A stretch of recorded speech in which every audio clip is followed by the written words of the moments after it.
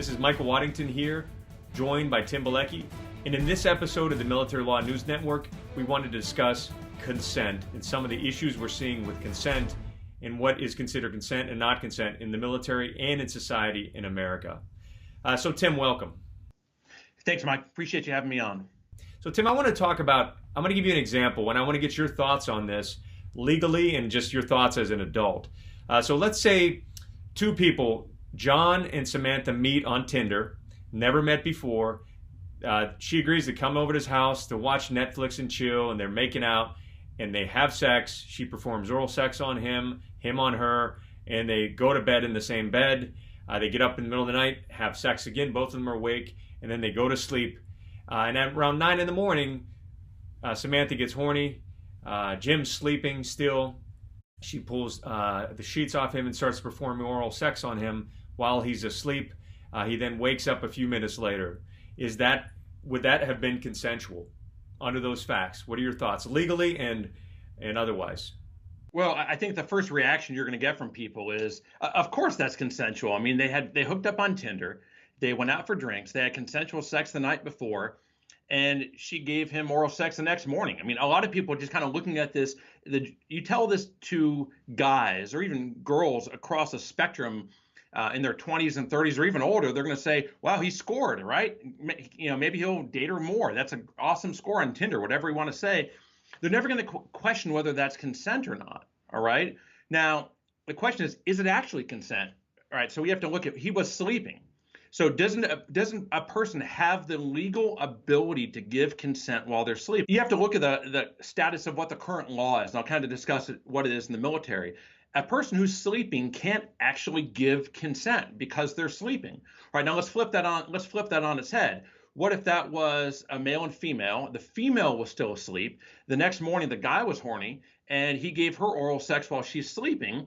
And maybe she wakes up and he's giving her oral sex or digital penetration, and she wakes and says, "What the hell are you doing? I didn't want to do that." And we see examples of that over and over and over again, where individuals are charged with sexual assault or abusive sexual contact, depending on what the specific allegations were. So just looking at it with a very narrow lens, a person who's sleeping can't give consent, right? But what has to happen is the reality is we need to take the blinders off, because you have to look at the total facts and circumstances of the event. So now if we just took the fact of someone sleeping, can't consent, someone performed oral sex on them while they're sleeping, and we looked at it in that vacuum, those are the only facts you told, no, you're not able to give consent. But once we open the aperture up, though, and say they had at least a dating relationship for that night, everything they did prior everything they did sexually was completely consensual. They hooked up the night before. They were cuddling each other in bed. Once you add all of those facts in, then I think absolutely you can give consent. All right, because you have to look at all of the facts and circumstances of what happened and not just look at it from the narrow focus of that exact time frame, okay? And then the other issue we have to consider is, even if that person said, I didn't consent, you certainly have a defense of mistake of fact as to consent, where you look at all the facts and circumstances saying, did that person have a reasonable mistake of fact as to the other person's consent? That's something they wanted to do. This is where it gets really hairy, because this same fact pattern was put out at college campuses across the country, and they mixed up the gender. They flipped the genders, okay? So they said, let's say it was a woman, met the guy, and, just like I said, and she performed oral sex on him the next day. He was asleep. Almost everybody said, oh, that's consensual. Come on. What guy doesn't want that? Okay, I mean, that was like the reaction from the majority of the people in the audience, aside from a few. They flipped it around to a woman, and almost everyone, men and women, and this was like 50-50, that were saying, oh, the guy consented, come on, he probably wanted it. But when they flipped it around and they made it a woman, almost everybody, and including women, more women than men, said, no way, he didn't ask her, he had to ask her for consent at every time. So a lot of times what it comes down to after the fact is whether or not the person, after all said and done, feels guilty about it, or what their feelings are. Because let's say it was a woman that woke up the next day and the man rubbed her breast and she was asleep, technically, under some of these prosecutors and these wacky, sharp people look at it, even if you touch your wife while she's sleeping, then you've committed sexual assault. If you touch a girl you brought home from the bar with the next day after you had a night of passionate sex, you just rub her hip the next morning to wake her up, you've sexually assaulted her.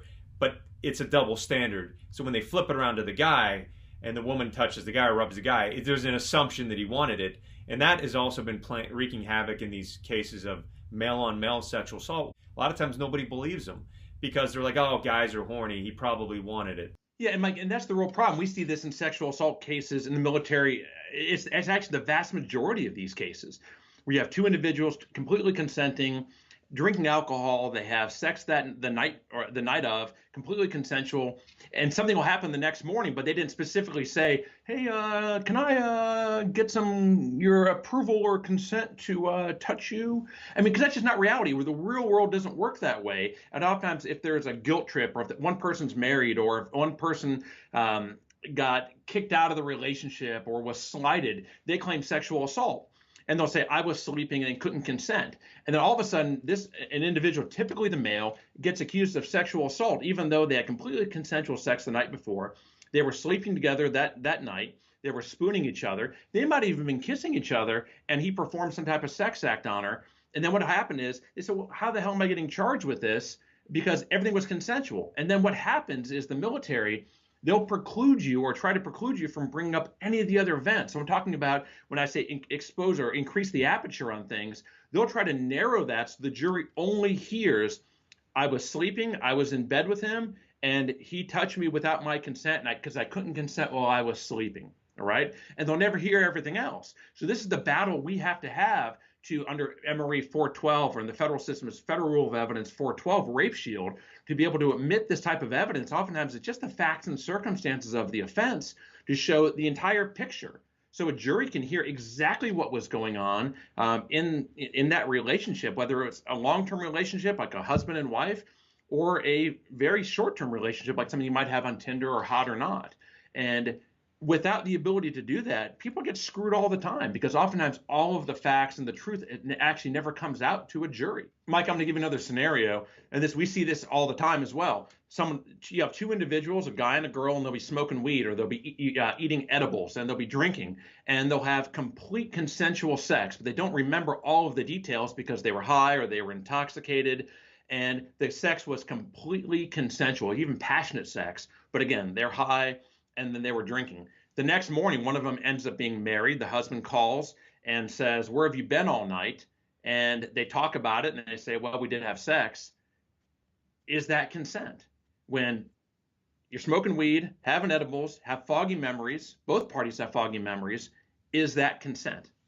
Well, Tim, in the military, I mean, we both know that if someone says they were sexually assaulted, then it's just presumed that there was no consent. If there's alcohol or drinking drugs, presume there's no consent. So realistically, if someone is smoking marijuana and let's say marijuana or any other drug or using alcohol, if they're able to make decisions, or if they're able to understand and appreciate what's happening, like I'm having sex with this person, I'm in the room, he's on top of me, they're awake, they're not unconscious, they are able to consent. So long as they can appreciate what they're doing and physically and mentally understand that, and physically or mentally say no or stop. So if someone's moaning and saying, oh yeah, or do it this way or do that way, then and they understand what's going on, and they're able to say no or stop and so forth. And that's what you have to do in these cases, is show what the person was like before the act, during the act, and then what happened after the act.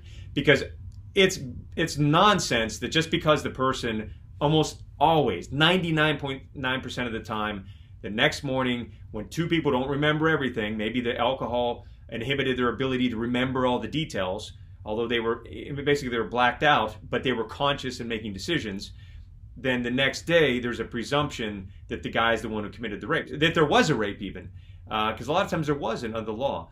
But let's say two people are intoxicated and they have sex and they both remember the same amount, they both were on top of each other 50% of the time, they flipped over 50% of the time, they were both moaning.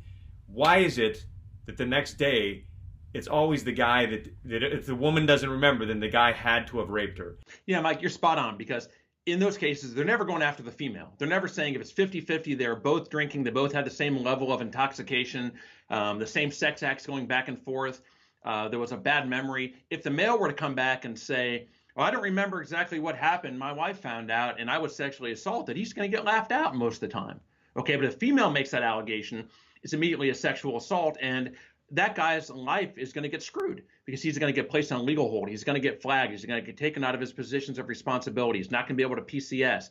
The command's going to absolutely turn on him. And the case typically will go to trial. And then it's up to people like you and I to prove that it was consent. Hey, Tim, I have another fact pattern for you. Let's say you meet a girl at a bar.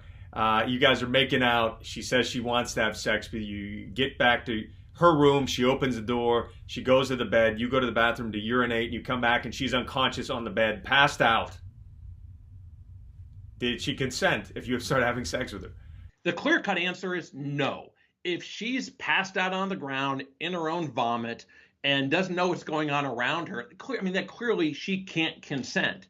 All right, so that the answer clearly is no. And the best advice is just walk away. Walk away, take care of her, make sure she's okay, make sure that she's got a good support network around her, and set her up with someone, not yourself. Don't put yourself in a position where you're going to get blamed for a sexual assault. Call a friend, a first sergeant, a platoon sergeant, some of her friends, make sure she's good to go, and then slowly walk away once you know that she's medically safe. Don't have sex with her. That's a bad idea. It's how you get accused of sexual assault. And if someone's laying on the ground actually passed out in a bar in their pool of their own vomit, it's clearly not consent. That's a fundamentally different story than I had a couple drinks, you had a couple drinks, and my memory is a little bit fuzzy. That is what you're describing is actually being passed out, not blacked out, passed out. And that's where someone obviously can't give consent. And you know what? If you even have to question yourself, and this is just advice out to the service members or any young men, if you have to wonder whether or not the person's consenting, then you need to follow up and make sure that they're capable of consenting, okay? It would avoid a lot of problems if there's any gray area. Obviously, if someone's passed out, they can't consent. You can't have sex with someone that they can't stand, they can't make decisions. But that's usually not what we're dealing with. We're dealing like the real gray area. Like if you think someone's too drunk, just take care of them and put them to bed, have a friend help you out, and be nice to them and don't throw them on the ground and leave, but treat them with respect, and maybe you talk to them at a later date, but don't try to have sex with them. Yeah, Mike, I think that's spot on. I think the message is pretty clear. If it's a gray area and you don't know, if it's not clear in your own mind whether the other individual is consenting, it's not worth it. Make it crystal clear that the person is actually consenting to the sex. If they're stumbling around, if they may not know what's going on, if they're just laughing and giggling and telling you look great, but they may not know what's going on, just walk away. It's not worth it. It's not worth potentially sexually assaulting someone. It's not worth what's going to happen to her. It's not worth what's going to happen to you. It's not worth ruining your life over one girl on one night if it's questionable. So if you're in doubt, if you even have a thought about it, the best advice is just walk away. Make sure that person's in good shape. Make sure they're not in danger. Make sure that they've got the people around them that they need if they're really, really intoxicated, and walk away.